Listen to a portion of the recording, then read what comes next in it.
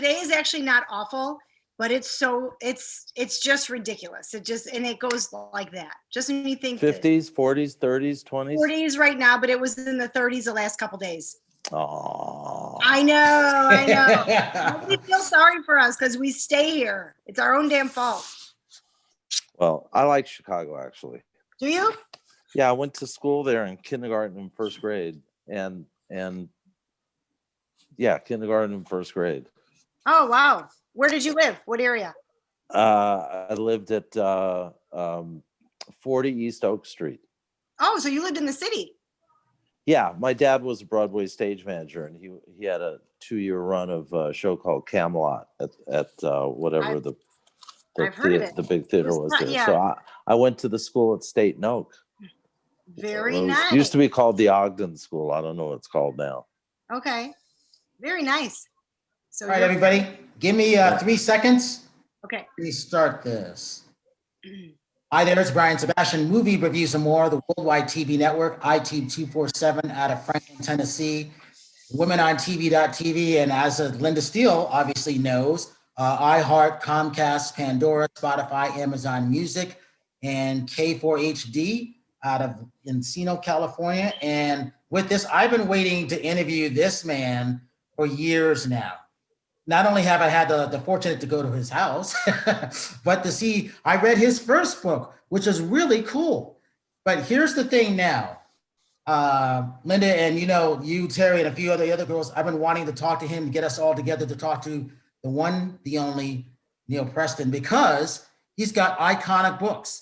And the thing about Neal is no matter what, he is the best photographer ever out there, whether it's Jackson, whether it's Prince, Prince,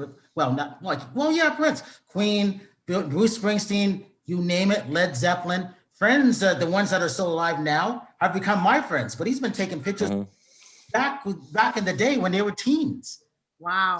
Well, when I was a teen, because I started when I was in high school.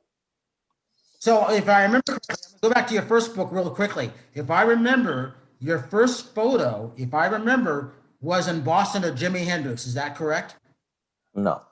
My first photo was a photo I snuck while my dad was working on a show called Fiddler on the Roof.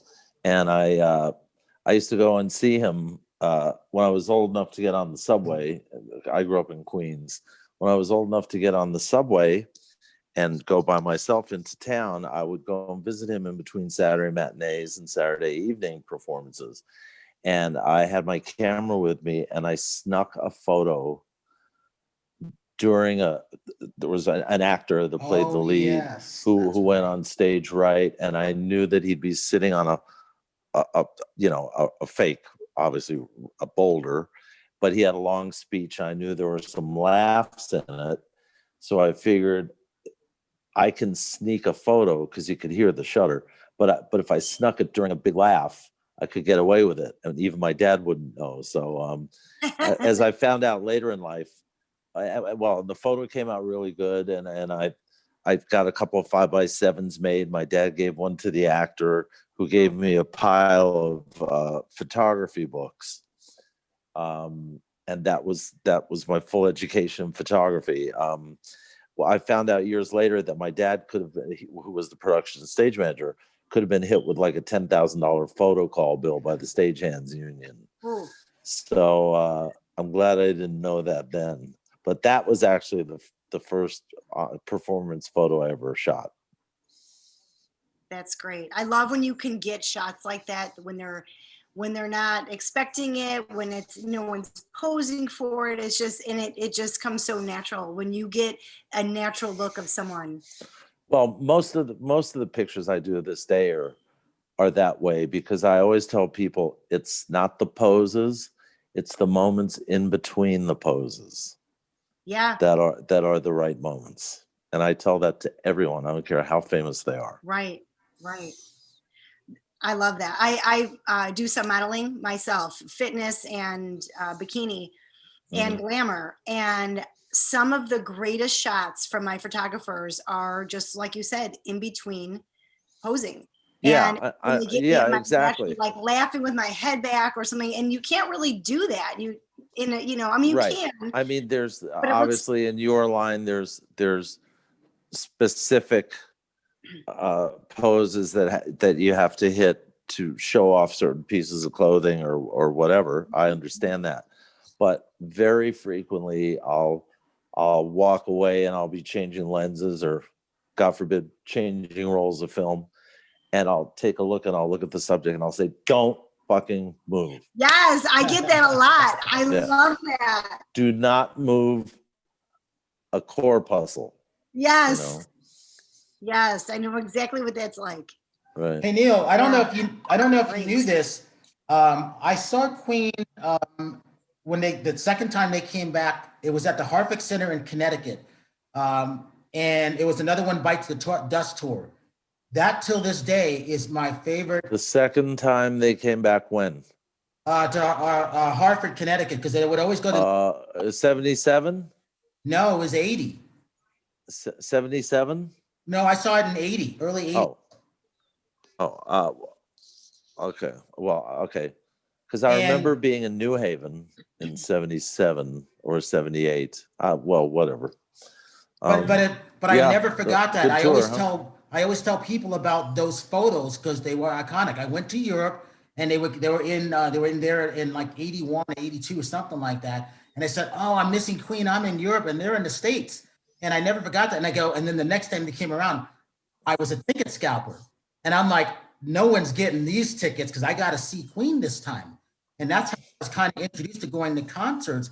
And it was one of the best shows I ever saw in my entire life till this day. It was Queen, The Police, and then Earth, Wind, and Fire. But that lighting show, I never forgot it. But seeing that stage performance. Oh my God. Well, the top two shows I've ever seen are The Who, 1976 in San Francisco, where I shot the photo that's turned out to be the cover of the box set they released years ago. It's called 30 Years Maximum R&B. And the other one was the MC5 at a little club in New York City called Ungano's, which used to be at Broadway and 70th. It was a mafia club, and the guys who owned it were named Nicky and Arnie Ungano, and they liked me, and I used to go there and shoot a lot of shows. But the MC5 playing a little club, it's like having a 747 taxiing through your living room. I'll bet. But the Who 76 San Francisco was probably the single best show I've ever seen. And I've seen a lot of shows. I've seen more shows. You could pack Dodger Stadium with people and multiply it by 10, and I've seen more shows than that number. When did you and Brian and Roger? It's a job.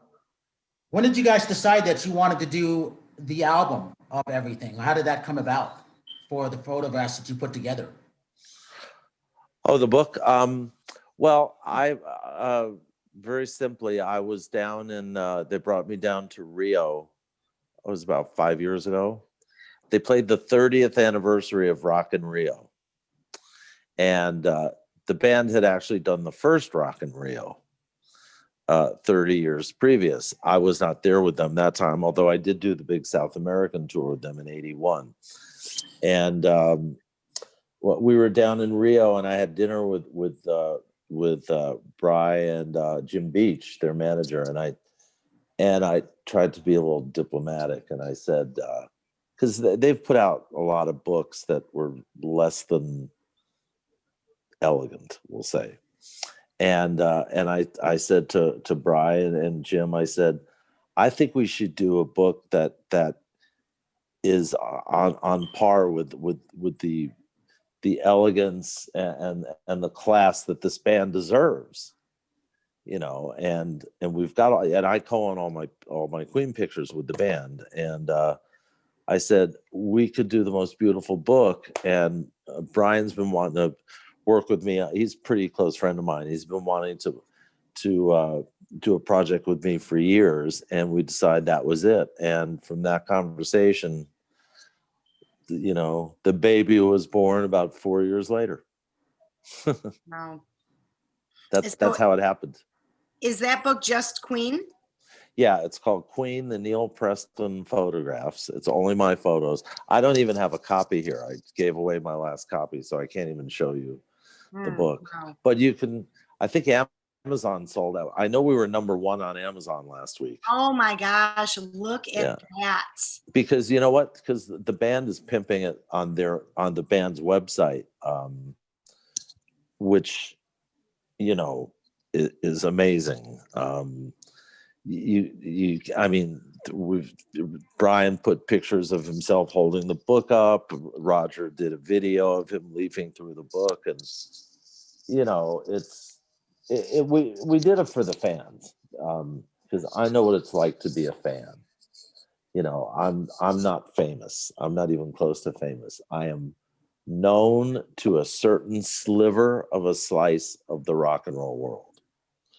Those guys are famous, you know, but I know what it means to be a fan. I mean, if Pete Townsend was walking down the street over there, I'd be cutting you guys off in a second. I'd be running outside, you know.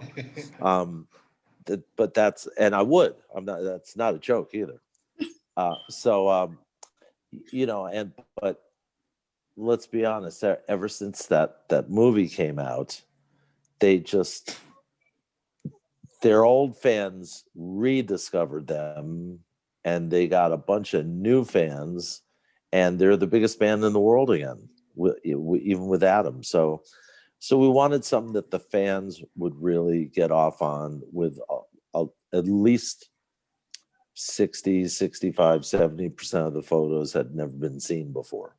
So that was, you know, classy coffee table book, big heavy book, beautiful reproduction, photos never been seen.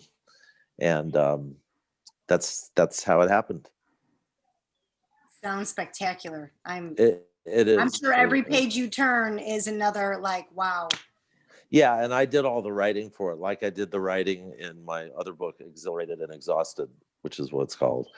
And as Brian could probably tell you if he's read it, the writing is it's written very conversationally, with my snarky sense of humor, but it's the real shit. You know, it's a dive way down the rock tour rabbit hole.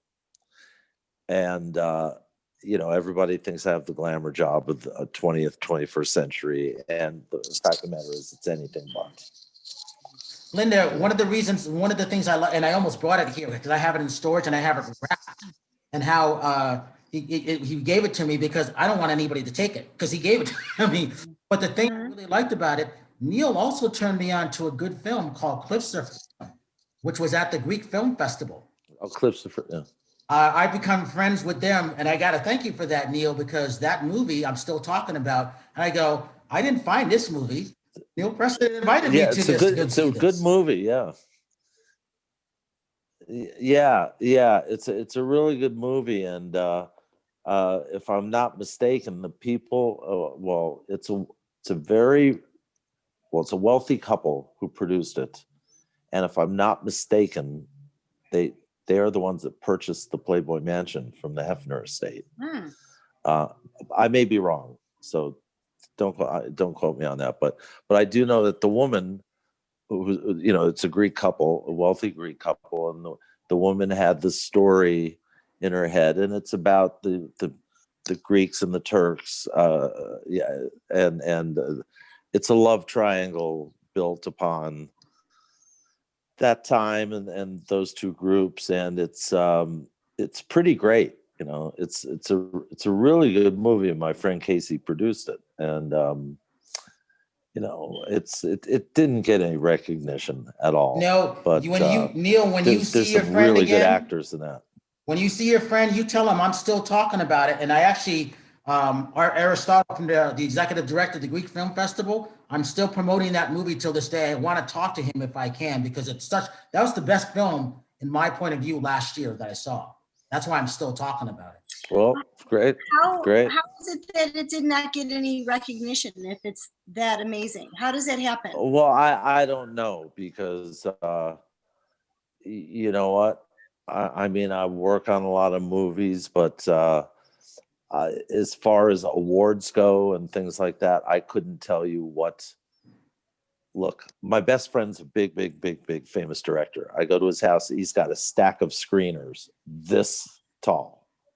I'm out of frame. That tall. You know, so how the decisions are made, how people vote on it is beyond me. Brian and I met because he, being with Movie Reviews and More, he found that I actually, you know, being a fitness person and being a bikini model and so forth, he also saw something that I did, which was go to the movies almost every weekend, and I would review a movie in my own way. And I mean, I'm no expert by any means, but that's how Brian and I met. But one of the things that I always found so interesting was that when I would get some feedback on, you know, what the critics are saying about particular movies, I would go into a movie thinking, oh my gosh, this is going to be great. All the critics are saying, and I would hate it. And vice versa. When I would love a movie, I would hear, oh, the critics gave it all these horrible ratings. And I'm always like, what are they thinking? This happens to me more times than I want to admit. And I just wonder. But I know that I'm not the one who loves these shows, these movies. Yeah, it's not my world. And I don't even go to that many movies anymore. Of course, we don't have to. The movies come to us. Yeah. But you know, I have my favorite movies, which don't necessarily win awards.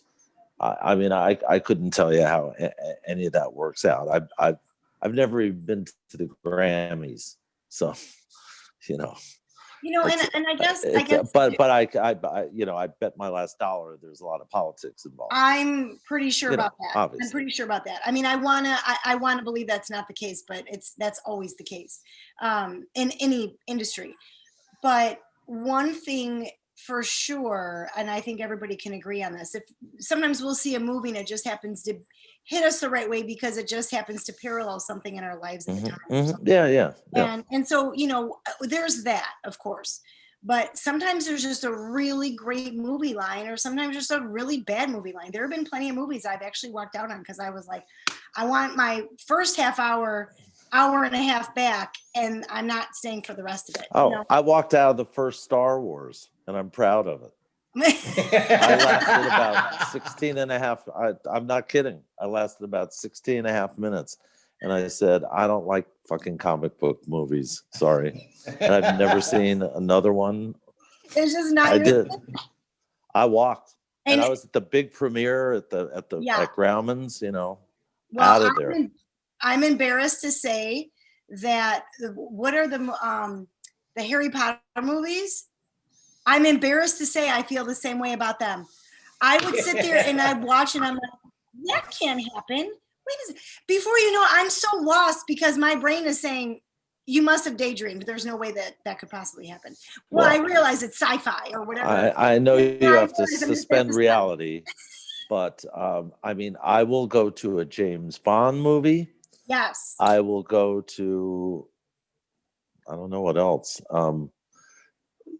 You know, I mean, my list of favorite movies are like Clockwork Orange. I'm a big Kubrick fan. 2001. Yep. Apocalypse Now. Almost Famous because it's my life. The Kids Are All Right, which is the Who documentary, not the other one. Hard Day's Night, of course.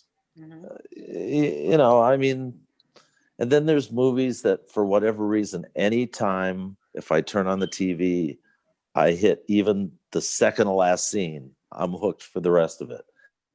And I'm embarrassed to say one of those movies is Notting Hill, believe it or not. Well, that's a good. Do not be embarrassed about that. Oh, I am. Yeah, well, I'm embarrassed about it. Okay. You know, and The American President with Michael Douglas. That was a good one. And Annette Bening, who's one of my all-time fantasy babes. Yeah, right. Neal, I even can't if you put yourself in as a fan, Beautiful. What rock band? She's the best. would you like? I had an assistant once who called me up and Oh, go ahead. Continue. Go ahead. if I put myself in as a fan, Yes. what do you mean? Take out your eye as that. Okay, I'll listen. If you were that fan, what rock band would you, Yeah, not knowing anybody, who are people that you know, who would that be? What group? The Who, even though I know Okay. Hmm. Why? them. The Who are my favorite band. I mean, other than the Beatles, which occupy a different part of my brain because when I was growing up. But no, for me, it's the Who, and really, it's all about Pete Townsend. Mm. Ah. And you Go have figure. great And I photos just of him, happen to too. have worked for them. But it's not. But you have to understand when I'm working, when I'm shooting, I'm not like bopping to the music. You know, I'm. In fact, it's the last thing I think about. Subliminally, I'm listening to it because I know how it translates to what I'm going to be seeing through the viewfinder. But that's the prime and only reason I'm there is to press the button on the camera. I won't use the word capture. Sorry, I think it's bogus.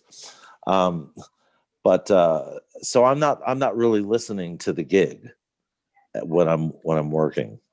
But even the Who.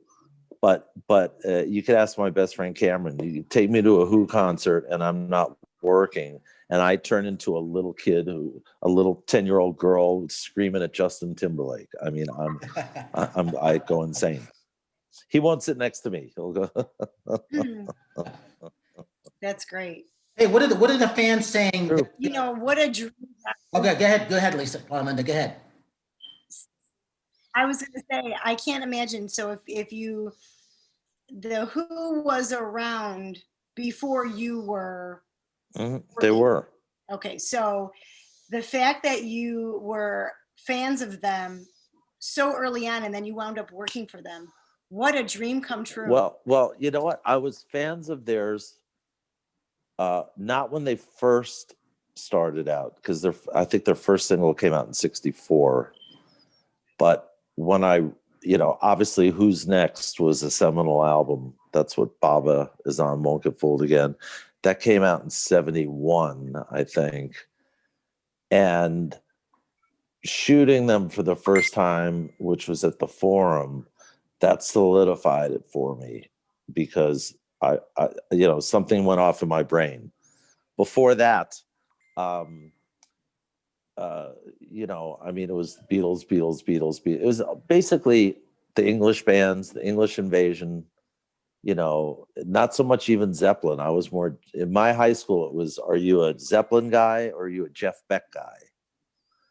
And because they'd both been the Yardbirds, and Jeff's big album with Rod Stewart came out at the same time as Led Zeppelin 1. And I was a Jeff Beck guy. I didn't even get into Zeppelin until Led Zeppelin 2. And I wasn't passionate about them until the third or fourth record. I had started doing some work for them.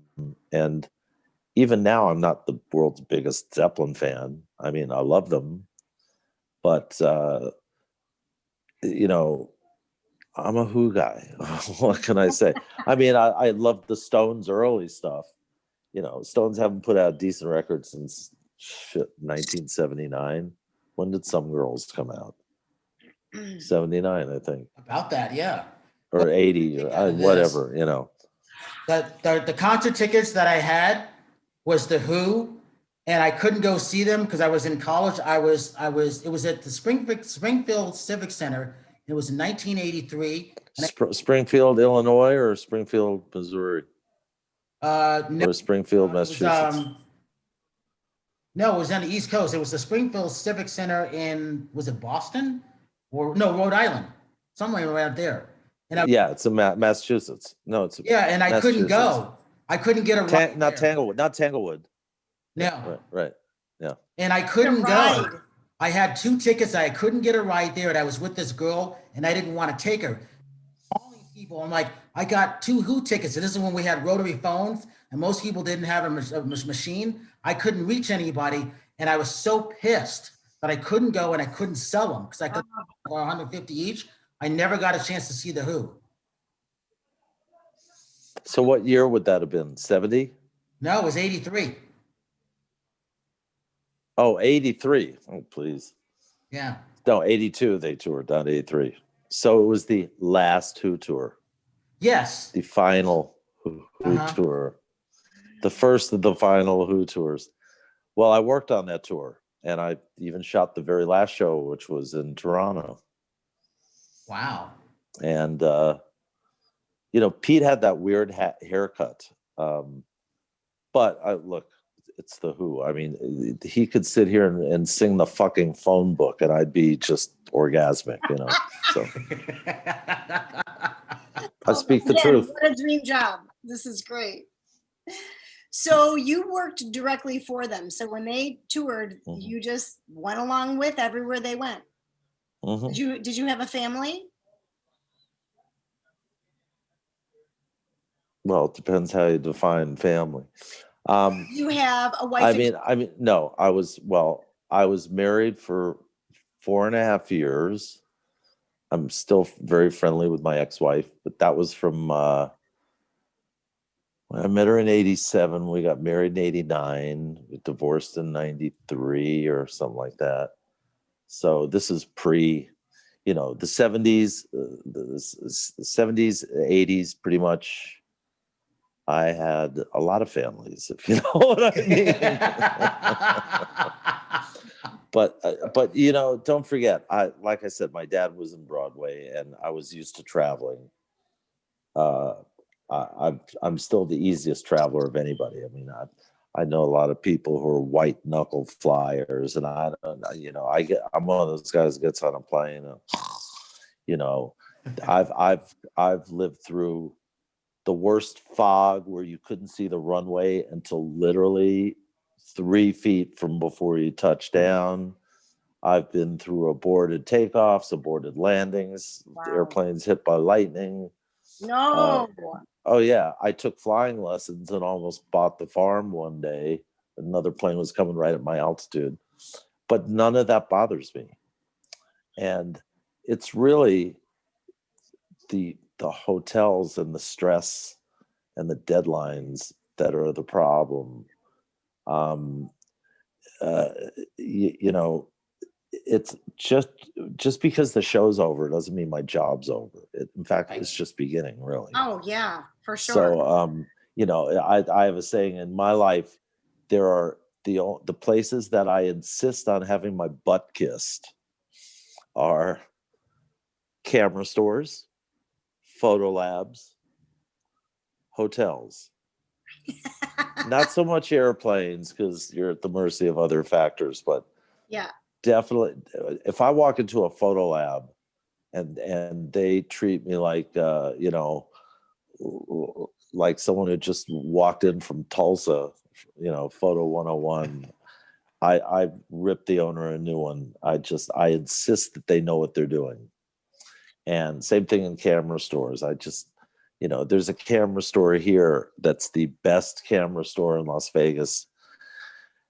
They don't sell any Epson ink. They don't sell Epson printers. Why? Because the owner teaches a class on Saturdays, uses a Canon printer, so he only sells Canon printers. And, I mean, come fucking on. But I don't want to get off on a negative rant here. Neal, so what's your go-to camera? What's the camera that you actually love? Because you had one. I'm sorry, say that again. What's your go-to camera that you always used? Well, it would have been an F2 or an F3 or an F4, depending on the year. Nikon. Right. Nikon, you said? These are, either an F2 or an F3 or an F4, depending on what chronological time frame we're talking about. but I'm a Nikon guy. I mean, once I was able to afford a Nikon after I got out of high school, but I used for years. My first really good camera was a Leica M3. I think it got stolen or something. But once I needed a system, and I've been a Nikon guy ever since. Can I ask you something about the way you shoot?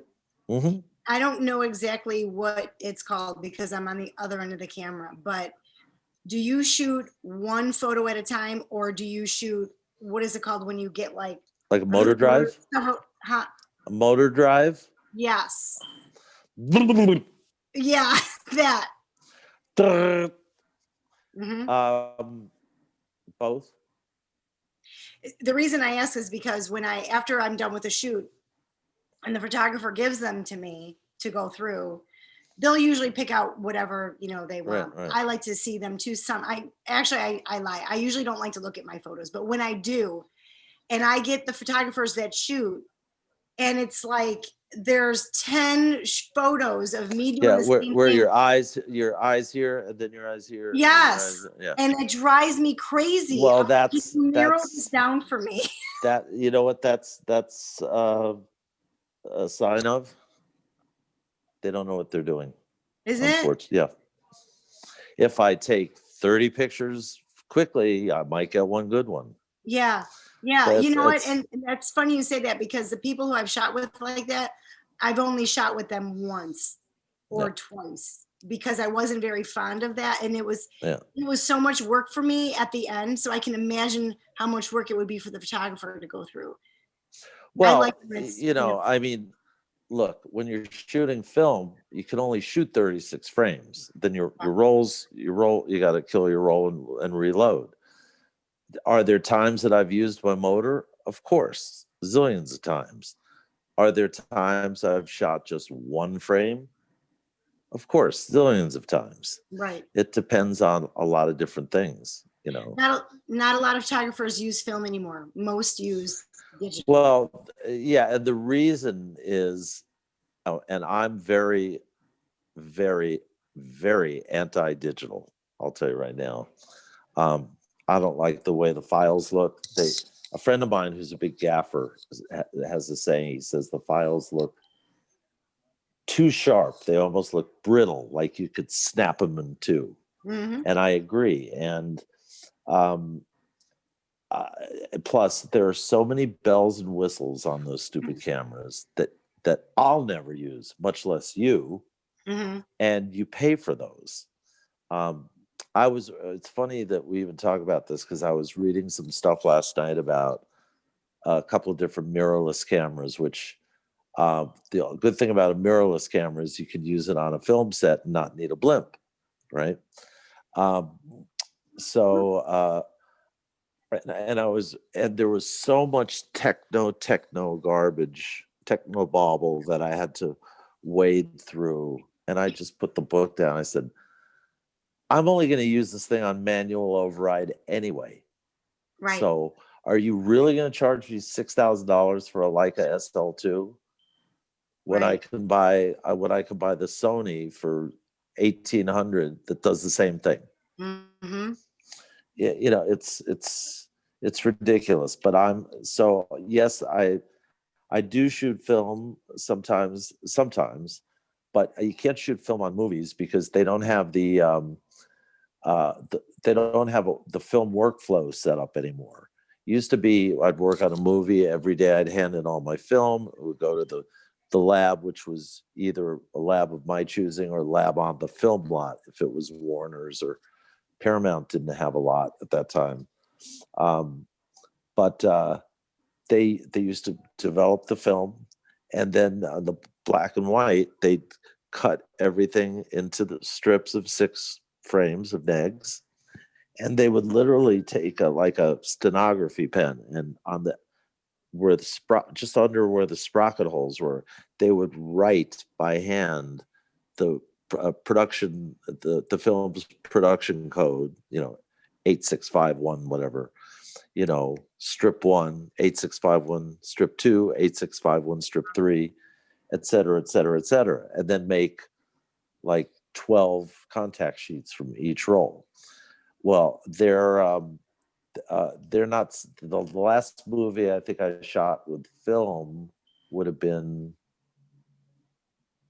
Elizabethtown, I think. Yeah, it would have been Elizabethtown, because they're all set up now for digital workflow. You hand in you transfer everything to a hard drive, you give it to the lab. They process out the files, which you still have to do. And then the reason they like it so much is they have secure websites where the actors can go look at their own photos and do the kills from a secure website. So the actors don't have to go over proof sheets or look at slides and X them out or anything. It's all done online. I hate the whole thing about digital. This is true. My snarky sense of humor. I was on some rant about something one day, and I stormed into Sammy's camera, and to no one in particular, I say, I'd like to take the guy who invented digital and string him up by the nuts. And as I'm at the film counter, this kid walks out from the back and he says, "Hey, I don't know if you heard, but that guy just died a week ago." Oh, oops. Wow. Wow. True story. But the only film camera that I still have, come to think, well, I keep buying and selling them because people keep wanting them, and they want a camera that I owned. So, I mean, you can go out and buy a used Nikon map for $100, and et cetera, et cetera. But I have my Hasselblad X-Pan, which is a panoramic camera, 35 millimeter panoramic camera. You could shoot single frame 35 too. It's just got a couple of blades that come in and basically crop the gate, so that instead of shooting a piece of film that wide, you're shooting a piece of film that wide. And they're really valuable. We got about 20 seconds left. Can you give your social media Awesome. There you go. for everybody, for the fans to reach out to you to get your book? I'm sorry? Can you give your social media links so every of the fans can reach out to get your book? Yeah, just well, they could try it on Amazon, but you can they can go to my publisher's website. It's very simple. www.realartpress, all one word, and that's REELARTPRESS.com. Real as in movie film reel, right? And they published my last book, which is called Neal Preston, Exhilarated and Exhausted, which is a title I love because that's how I feel every day of my life. And then the new book, the Queen book, which is called Queen, the Neal Preston Photographs. They also did the official Led Zeppelin book last year, which is the first book that the whole band approved and cooperated with, which is really great. And I've 100 photos in that or something. I really don't like talking about myself, to be honest, because it's just a job. Well, we will. We're going to have a hard it's just a job a lot of other people want. So, Neal, I want to thank you for coming. Okay. Obviously, Linda Steele, this is Brian Sebastian, Movie Reviews and More. Please go out and buy this book. I'm sure you won't be disappointed, because now I got to go buy mine because I don't want it to run out. And if you see someone without a smile, please give and you didn't even, and the good thing is you didn't ask me about the Freddie movie. Thank God. I knew better to.